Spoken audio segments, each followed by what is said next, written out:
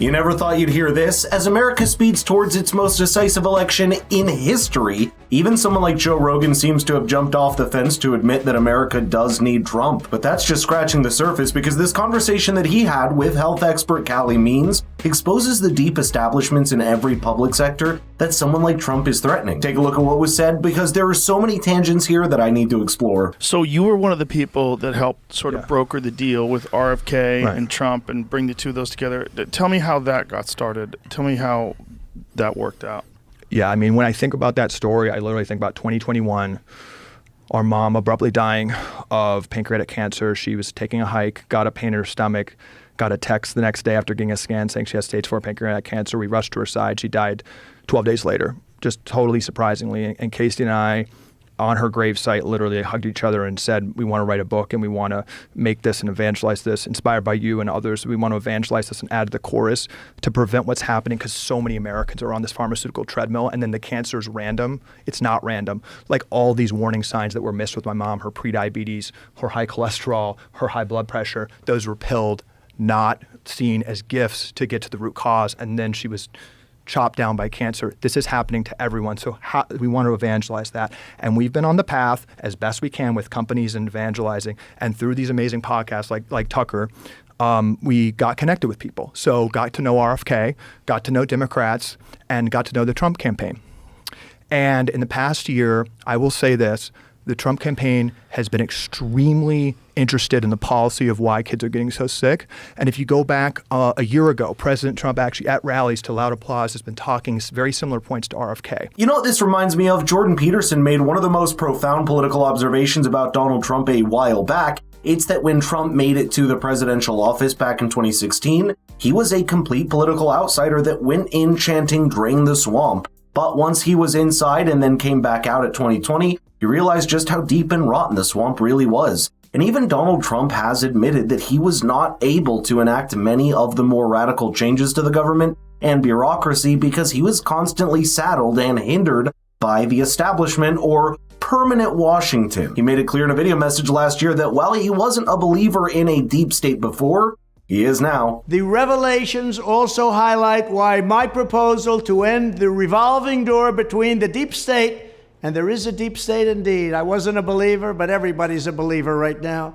And the tech tyrants is so important. But recognizing that problem is just a small step towards solving it. And perhaps Donald Trump himself is still underestimating the degree to which there's not just an overarching deep establishment in the country, but also small establishments in every sector and industry with their own lobbyists, donors, interest groups, and bureaucrats. And you know what? Perhaps a lot of people are waking up to that idea as well, because more than a third of Americans say they do believe there is a deep state that exists to undermine Trump or any other person. If you track Joe Rogan's political evaluation, especially after the pandemic, you'll see a similar pattern with him as well. Perhaps that's why he's finally also throwing his weight behind Donald Trump against it. It's such a unique time, and it seems like without a person that's a total outsider like Trump, that's being so attacked, the fact that it's not just that they disagree with him, they attack him, it's that they do it in unison, they do it so coordinated that you realize there is a machine behind this.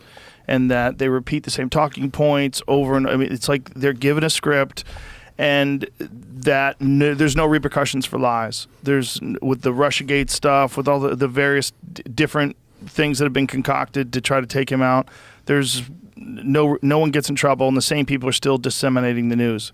And more people, I think, are aware of that than ever before, and more people aware of this institutional capture. And Joe's right, because institutional capture is just the right way to frame it, and it exists everywhere, including big tech, big pharma, big oil, and of course the military-industrial complex. There was a question that Patrick Bet-David put recently in his podcast with Donald Trump, which I think goes to the heart of this debate. He posed a simple question: who's the most powerful person in America? Listen to this. Who were really the powerful people? Was it the director of CIA? Was it FBI? Was it the big pharma? Was it military-industrial complex guys that are General Dynamics? Who were the people that are like, oh, I got you. You have, I never thought you had power. Who actually has power? The most powerful person by far, the president. Power over everybody. You know what I think jumped out at me at first? It's that Donald Trump is saying something deeper here. It's not that the president is necessarily powerful, but it's the office of the president that potentially has the most power for someone that's capable of wielding it. When the office is occupied by someone like Joe Biden, that power starts to leak to the establishment and bureaucrats, and it all ends in a power tussle that gets the country nowhere. But if Donald Trump believes that he can actually put his foot down and wield the power and authority that the presidential seat gives him, he could override the flood of resistance to have his policies implemented, and that on a large scale is what needs to happen in every sector, which is why Donald Trump is bringing along people like Elon Musk and RFK Jr. as part of his next potential administration, because he admits the mistake that he had made last time is not putting the right people in the right spots to override those small establishments. I think the two most existential issues are nuclear war or what's happening to our health.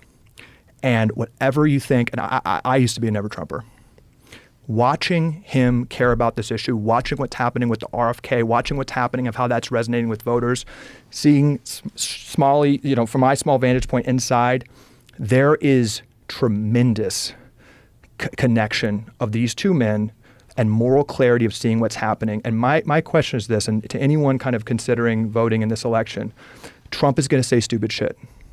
He is Trump. We know who he is. There's two important questions to ask. Who sees this corruption and institutional capture that's going to destroy our country, I think, to an existential level? And who is willing to suffer that blowback? Who is willing to go up against these military-industrial complex, the healthcare industrial complex, the education industrial complex that's making us a non-competitive? Like, they are ready. Who is going to appoint? This is a question I have. Who do we believe is going to appoint people like RFK, people like Elon Musk, to stir stuff up? Who is going to do that? Like, that to me is the foundational question. And I do consider this the most important election of my lifetime, watching these two men, because it is so genuine. And there is like a genuine desire to truly transform, to see our broken corruption and institutions for what it is. And really, truly, I think prevent nuclear war and dramatically reverse our health crisis. Callie means put it in a way that any rational mind would do by understanding and accounting for everything negative about Donald Trump's rhetoric, but also putting it into a larger context of the deep and entrenched status quo that he's up against. And that's what makes this election such a decisive moment in the country's history. Even for the Republican Party and their voter base, Donald Trump has said that he won't be running for another time if he loses this election.